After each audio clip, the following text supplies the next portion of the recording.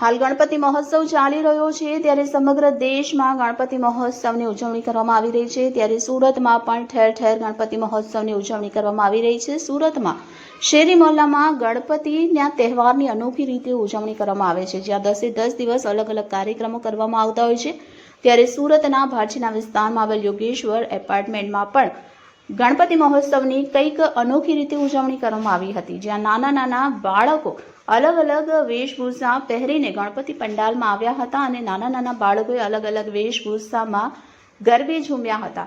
આમ યોગેશ્વર એપાર્ટમેન્ટમાં 10 દિવસ કંઈક નવા અલગ અલગ પ્રોગ્રામો કરવામાં આવતા હોય છે જેમાં વેશભૂષાનો કાર્યક્રમ યોજવામાં આવ્યો હતો જેમાં નાના બાળકો અલગ અલગ વેશભૂષામાં આવ્યા હતા। મારું નામ કીર્તિભાઈ પટેલ, ભાટીના 2 યોગેશ્વર એપાર્ટમેન્ટ, પુષ્પાનગર રોડ। આજે ગણપતિના દિવસે આપણે વેશભૂષાનો કાર્યક્રમ રાખેલો છે।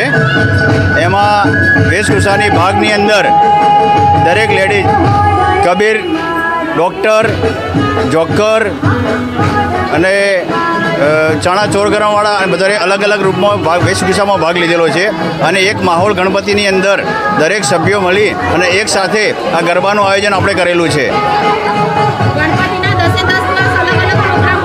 હા, 10 દિવસ અલગ અલગ પ્રોગ્રામ, 10 દિવસે અલગ અલગ પ્રોગ્રામ છે। આવતીકાલે અમારા ત્યાં એડિશનલ ડ્રેસનો પણ પ્રોગ્રામ રાખેલો છે અને ગઈકાલે પણ એક રમતગમતનો ભાગ પણ રાખેલો છોકરાઓ અને બાળકો માટે। આપણે ગણપતિની અમારે ટોટલ 3.5 ફૂટની મૂર્તિ છે।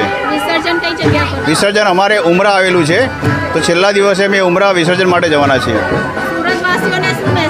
સુરતવાસીઓને એક જ મેસેજ આપીએ છીએ કે આખા સુરતની અંદર આપણા ગણપતિ મહોત્સવની અંદર સુખ શાંતિ અને સમૃદ્ધિ રીતે સારો થાય એવી બધાને વિનંતી।